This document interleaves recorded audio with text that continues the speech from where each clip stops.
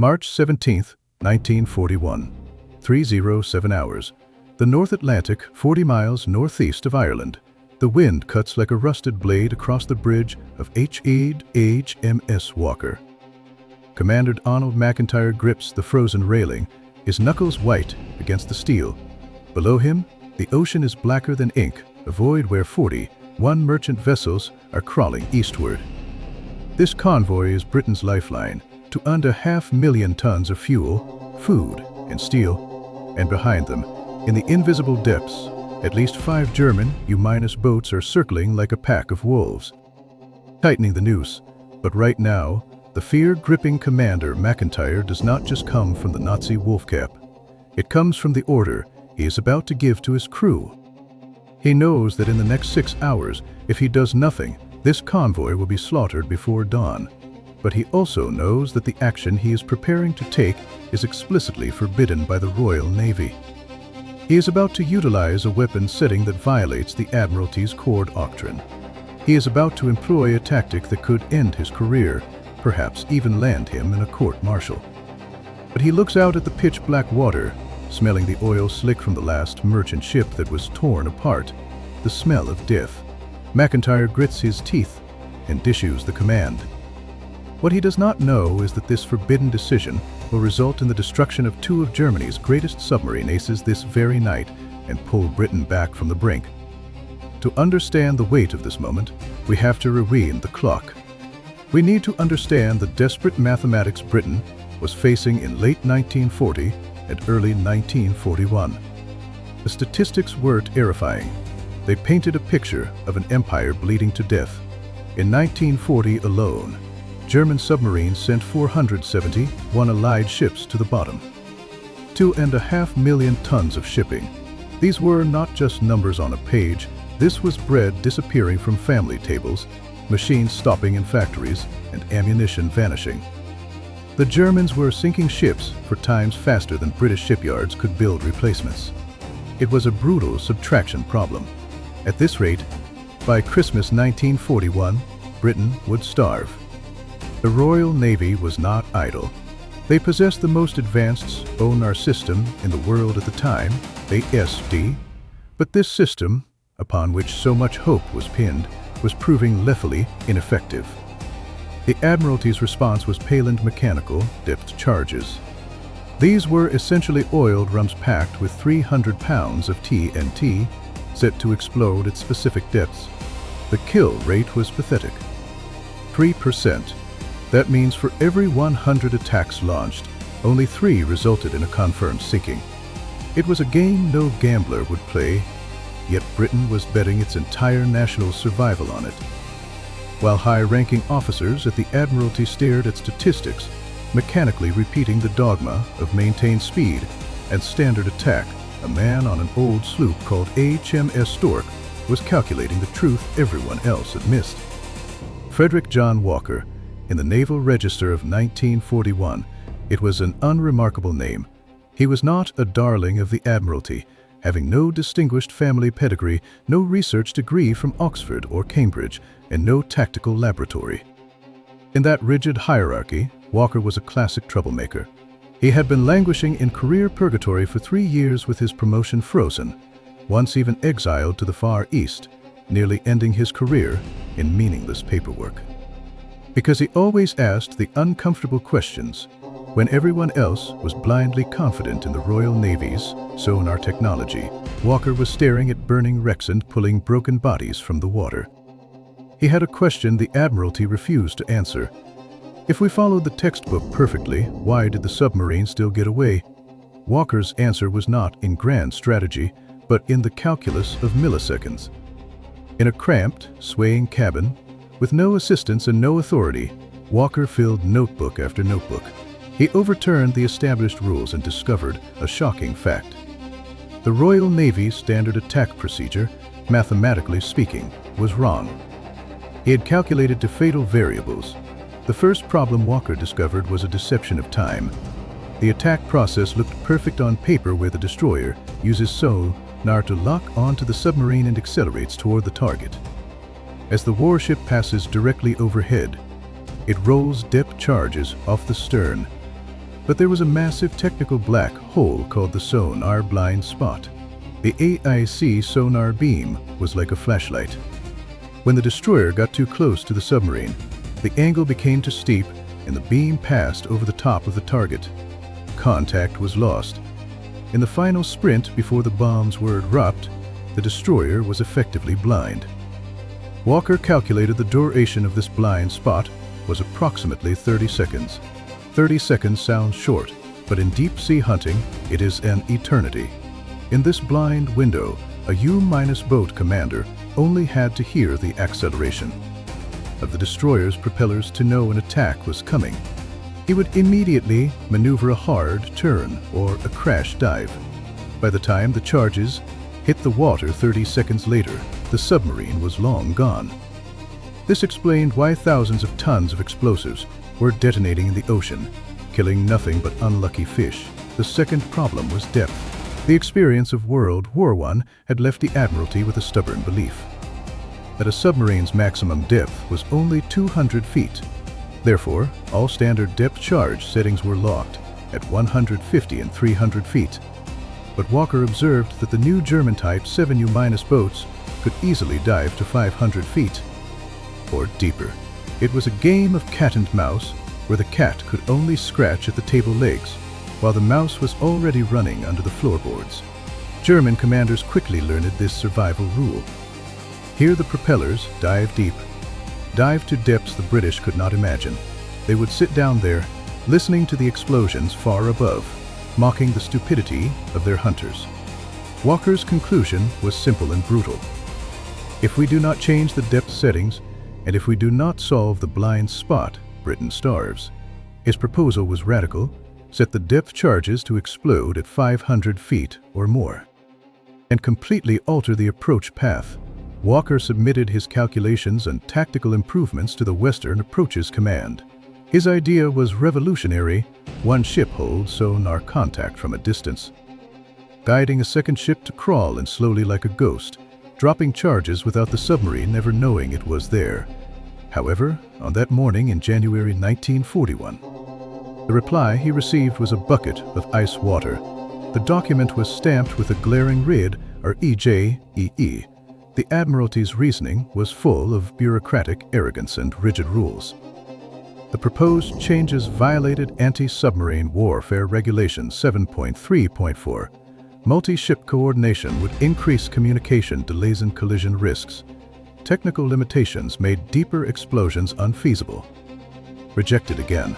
By February, Walker was nearly driven mad. He was not fighting for a promotion, he was fighting for the thousands of sailors about to be buried. But all he got was a memo written in diplomatic language asking him to stop pestering them. Without official authorization, without lab support, and risking a charge of insubordination. Walker made the hardest decision for a military man. He would prove it through field testing. If the Admiralty would not give him new weapons, he would modify them himself. If they would not let him change the rules, he would break them. The opportunity arrived on a dark night in March 1941. Walker, commanding his ship, encountered a submarine. This time, he did not accelerate blindly. He suppressed every instinct to rush, ordering the helmsman to hold steady, and instructed his weapons officer to set the depth charge fuses to that illegal depth, 500 feet. It was a silent psychological game. The German submarine down in the deep was chuckling, thinking the British were wasting ammo on another shallow barrage. But seconds later, a terrifying sound erupted from the abyss. It was not the usual splash, it was a muffled boom as if the Earth's crust had cracked open. The surface of the sea boiled with a massive slick of oil, followed by shattered cork and debris. No luck. No escape. It was a perfect kill. However, when Walker returned to the Western Approaches Command in Liverpool with this result, he was not greeted with flowers. He was greeted with what amounted to an inquisition. March 15, 1941. Liverpool, the underground conference room of Western Approaches Command. The air was thick enough to choke on.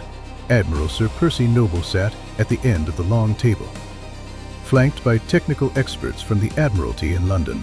Walker stood there, gripping his tattered notebook. Commander Walker, Captain Reginald Thornton of the Anti-Submarine Tactics Division, broke the silence, his tone inquisitorial. Are you aware that an unauthorized modification of weapon protocols violates the Naval Discipline Act? Walker stood rigid, looking the man in the eye. Yes, sir. Yet you deliberately used non-standard depth charge settings? Yes, sir. Why? Because the standard settings do not work, sir. A ripple of unease went through the room. Such direct contradiction was heresy in the Royal Navy. Do not work. Thornton's voice rose. We have sunk 47 submarines using those protocols. Walker took a deep breath, opened his notebook, and threw out the data that no one could refute. 47, sir. That is over 2 years, utilizing the entire resources of the fleet. That represents a 2.6% success rate. Meanwhile, we have lost millions of tons of shipping. At this efficiency, if the Germans just add 1 extra shift at their factories, we lose the war. He stepped forward, sliding a chart across the table. This is my attack record from last night. A-Type 7U-, boat dives at 280 feet per minute after detecting a destroyer. In the 30-second blind spot, after we lose sonar contact, the submarine has already reached a depth of 350 to 400 feet. Our bombs are exploding at 150. We are not fighting them. We are putting on a fireworks display for them. He pointed to a red dot on the chart. Last night, I set the depth to 500 feet. The result, 1 attack, 1 kill. No second chance needed. The room fell into a dead silence. Admiral Noble stared at the chart, then at the exhausted commander. He saw not just a rebellious officer, but the only man who had seen through the fog. But the inertia of bureaucracy is immense. The experts still argued that such operations were too dangerous, that they could damage the ship's own propellers or even sink the attacker. Walker responded coldly, I conducted 11 test attacks. My ship is still floating. The German ship is on the bottom. If you want proof, I can rag the wreckage up for you. This was not just a debate about tactics. It was a collision between the old era and a new kind of war. Finally, Admiral Noble made a decision filled with vague British wisdom. He did not commend Walker on the spot. But days later, he issued a private memo to convoy commanders. Commanders are authorized to develop and implement anti-submarine tactical variations at their discretion based on the tactical situation. It meant, go ahead and do it, but do not make a scene. Armed with this invisible license, Walker did not celebrate. He knew that simply setting the bombs deeper only solved half the problem. The other half was that fatal 30-second blind spot. As long as the destroyer had to accelerate over the submarine to drop bombs, sonar would lose the signal. It was a physical deadlock, unless the attacker was not the spotter. Walker sketched out a dual-shipped tactic that would later be known as the creeping attack. It was a carefully choreographed waltz of death. Picture the scene: the first ship, the director, stays back about 1,500 yards. At this distance, the sonar beam locks onto the DPU- boat like a spotlight. It won't lose contact, and it is not drowned out by its own propeller noise. It does not attack. It does one thing: it radios the submarine's position, depth, and heading in real time. The second ship is the executioner. It cuts in from the flank, but not in a rush. It moves at a crawl, usually only 5 to 7 knots. At this speed, its engine noise is almost masked by the ocean's background static. Deep below, the German captain is listening intently to the distant director. He hears the propellers staying back. The sonar is pinging him, but not getting closer. His experience tells him the British are hesitating or searching. He feels safe, so he holds his course, avoiding violent maneuvers to save battery. He does not know that death has tiptoed right over his head when the executioner, guided by the distant ship, slides silently over the submarine. It does not need to guess. It does not need to predict. It is as simple as a man standing at the top of a well. dropping a stone. A cascade of depth charges rolls into the sea, and this time, the fuses are set to Walker's terrifying calculation, 500 feet. Or even deeper. For the U- boat, this is no longer a hunt, it is a sudden execution. No alarms, no roar of propellers, just a sudden wall of compressed water shattering the hull. The theory was perfect. Now, history needed a battle to prove it. This brings us back to the night of March 17th, 1941. Commander McIntyre on HMS Walker, the man from the beginning of our story.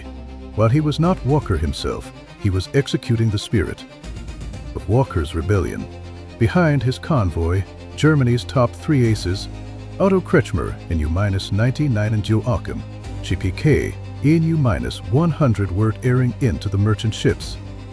These men were the rock stars of the German Navy, iron crosses around their necks, responsible for sinking over 500,000 tons of shipping between them. But tonight, the hunters became the prey.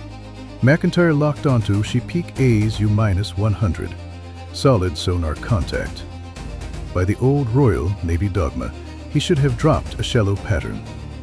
But McIntyre, remembering the intelligence on deep escapes, ordered the maximum on-depth setting. U-100 was devastated.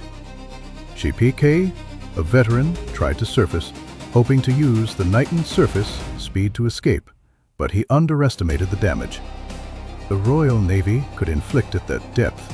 When U-100 breached the surface like a wounded beast, it was dead in the water. McIntyre gave the ace no quarter. HMS Walker rammed the submarine at full speed. In that instant, steel tore through steel. Schepke, he was crushed in the wreckage of his conning tower, sinking into the freezing Atlantic.